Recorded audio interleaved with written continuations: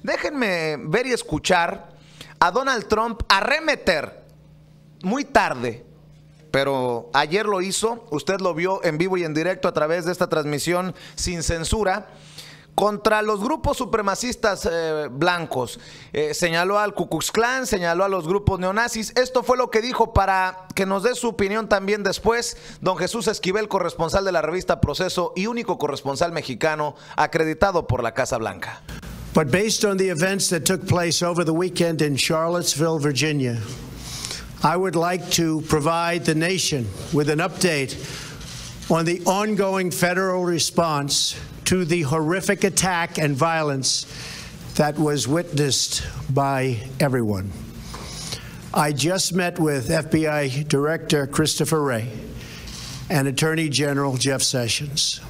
The Department of Justice has opened a civil rights investigation into the deadly car attack that killed one innocent American and wounded 20 others.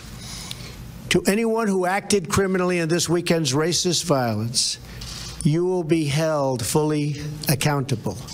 Justice will be delivered. As I said on Saturday, we condemn in the strongest possible terms this egregious display of hatred, bigotry, and violence. It has no place in America. And as I have said many times before, no matter the color of our skin, we all live under the same laws. We all salute the same great flag. And we are all made by the same Almighty God. We must love each other, show affection for each other, and unite together in condemnation of hatred, bigotry, and violence. We must rediscover the bonds of love and loyalty that bring us together as Americans.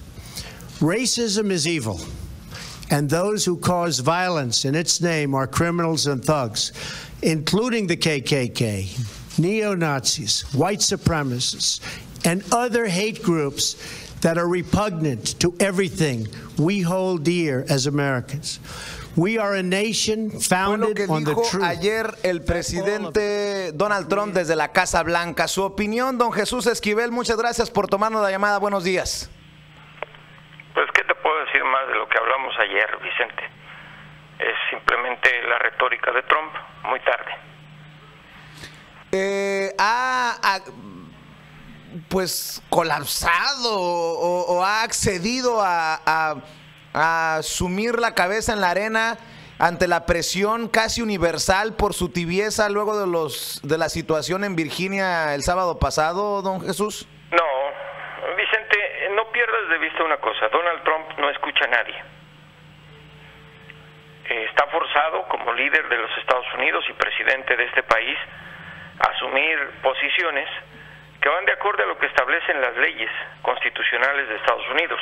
Y hay una ley respecto a los derechos civiles. Pero el ejemplo claro de que Trump es Trump y que no va a cambiar es el retweet que ya eliminó de su cuenta personal en la plataforma de Twitter de este líder que promueve precisamente políticas racistas y de acciones de ultraderecha. Es Trump.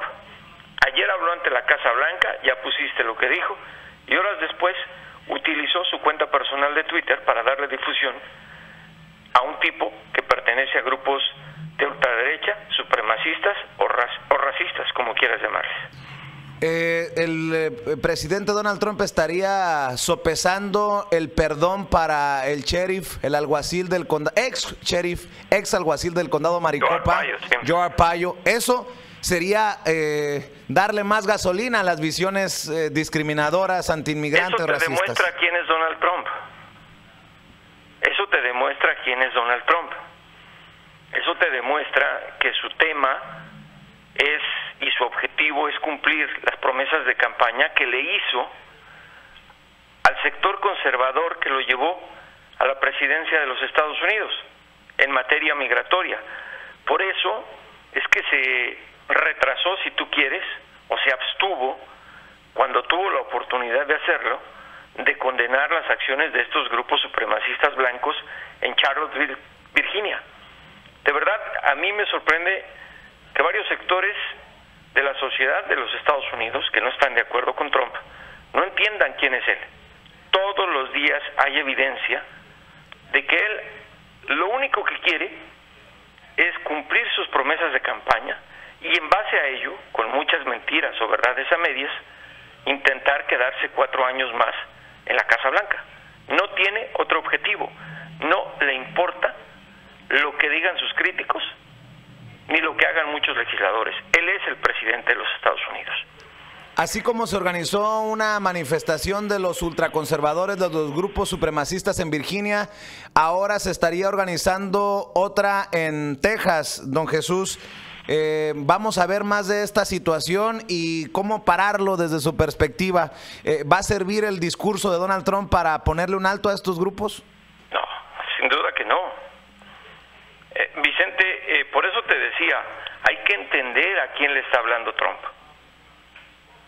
Él no está calmando a sus críticos, ni le interesan. Él tiene otras estrategias. Ayer, antes de hablar del tema, del problema que hubo entre estos grupos supremacistas en Virginia, lo primero que dijo: regresé a Washington para revisar las estrategias de renegociación de los acuerdos de comercio. Un presidente con otro tipo de posición, pragmático y menos radical, hubiera iniciado ese mensaje haciendo la condena. Trump no. Te repito, a él le interesa la base de electores que lo llevó a la Casa Blanca. Analiza y revisa todas sus estrategias, todas sus órdenes ejecutivas. No hay una que no vaya acompañada de una retórica de ultraderecha. Esa es su base de electores. Esa es la sociedad estadounidense que creyó en él y que lo llevó a la Casa Blanca. ¿Cómo pararlo? Bueno, pues Vicente, ¿qué te puedo decir? Un juicio político, pero tendría que ser sustentado. Lo siguen investigando sobre el tema de Rusia. De otra manera, no veo cómo. Hay acciones que ni siquiera quiero mencionar porque son demasiado drásticas y caerías en el error de actuar como él. Claro. Don Jesús, dos cosas que no tienen nada que ver con Donald Trump, sino hacia México. Leía el artículo que usted publicaba en la revista Proceso sobre la investigación de la OFAC y de la que ignoraba o de la que no se informó a la presidencia de la República en México, pero las autoridades en México sí estaban enterados de esta investigación sobre el tío Flores. ¿Cuál es la pregunta? Perdón, no te escuché. ¿Es extraño que no se haya avisado a la presidencia de la República, que los hayan agarrado con los pantalones abajo? Bueno, no sé si... A ver... no voy a utilizar esa misma analogía que haces, pero lo que te voy a decir es que no necesariamente la unidad financiera de inteligencia de la Secretaría de Hacienda y de la PGR tienen comunicación directa con Los Pinos. Lo que sí creo es que aun cuando tenían por varios meses el expediente de Raúl Flores Hernández, pues muchas veces los técnicos no tienen la facilidad de comunicarse con los altos jefes. A mí me parece que más bien es un error del CISEN de no informarle, o los servicios de inteligencia de presidencia, de no informarle a Peña Nieto de que pues ese cantante de música norteña estaba siendo integrado en una lista de posibles frentes para el lavado de dinero de ese designado como narcotraficante más significativo por la OFAC, la Oficina de Confiscación de Bienes Extranjeros del Departamento del Tesoro. Eso es otra cosa. No necesariamente, eso es lo que se cometen muchos errores. Y hay que ser pragmáticos. Y eso no significa que esté defendiendo a la presidencia. Pero la idea general de los mexicanos es que el presidente del país es como Dios, que lo mira todo, que lo observa todo y que lo sabe todo. Y eso es un grave error. Para eso tiene dependencias federales. Hay aspectos en los que sí debe estar enterado, pero no porque él se ponga a averiguar, sino porque otras dependencias están obligadas a informarlo. Ahí yo creo que el error lo cometió Hacienda y no creo que ni siquiera llegue al secretario. Hablando, es un aspecto técnico. Hablando de Hacienda, ¿sorprende la rapidez con la que Hacienda también congela las cuentas de Rafa Márquez y de Julián Álvarez? No, porque esa es parte de la estrategia bilateral que tienen en cooperación en materia antinarcóticos. Cuando se hace una designación, esa es la estrategia a seguir. Hay acuerdos y eso es lo que le corresponde a México.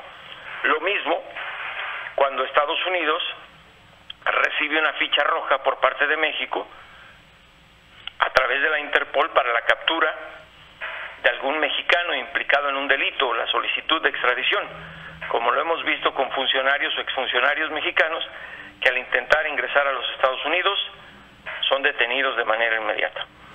Nuevamente, lo importante de la prensa alrededor del mundo que destapa situaciones que no se dan en México o que no se atreven los medios en México. O Globo, el periódico en Brasil, señala que Obrador había pagado $10 millones a Emilio Lozoya, el exdirector de Pemex, incluso algunos de esos millones cuando formaba parte este personaje de la campaña del en ese entonces candidato a la presidencia, Enrique Peña Nieto. Deme su opinión de eso, desde el extranjero, don Jesús. A ver, Vicente, las investigaciones en Brasil no tendrían los medios. ¿Por qué? Por eso fue un medio mexicano de investigaciones. Seguramente por eso el New York Times destapó lo del espionaje del gobierno mexicano en México, ¿no? Sí, por eso. Precisamente, Vicente, te repito, una cosa es una investigación que tú estés llevando a cabo periodística a través de un tip, y otra cosa es que tengas el acceso a los expedientes en un proceso judicial tan grande como el que se está llevando a cabo en Brasil. En ese caso tendríamos que decir por qué los otros medios brasileños no lo hicieron. Hay que tomar en cuenta muchas cosas en ese aspecto. Creo que lo que debemos ver en el caso de Odebrecht y el señalamiento que se le hace al exdirector de Pemex, más que estar buscando quiénes lo hicieron o quiénes no lo hicieron, porque en todo caso solo se salvarían 4 periodistas mexicanos y el resto dirían, bueno, ¿y esto sí que estaban haciendo? Es cuáles son las acciones que va a tomar el gobierno mexicano ahora que se conocen estos datos. No necesariamente significa una condena o una determinación de los hechos. Hay que investigar, sobre todo porque se trata de declaraciones de implicados judicialmente en el proceso, que para reducir la sentencia que reciban en algún momento, y tú lo sabes muy bien, lo has visto con testigos protegidos en Estados Unidos, son capaces de decir cualquier cosa. Eso sí. En Brasil, a diferencia de lo que pasa en México, y como ocurre en Estados Unidos, tú no eres culpable de nada, aunque se te acuse, hasta que te demuestren todo lo contrario. Muy bien. Pues, don Jesús, le agradezco por sus comentarios, por sus opiniones y quedamos al pendiente. Buenos días. Don Jesús Esquivel, corresponsal de la revista Proceso, único corresponsal mexicano acreditado por la Casa Blanca, hablando sin censura con nosotros.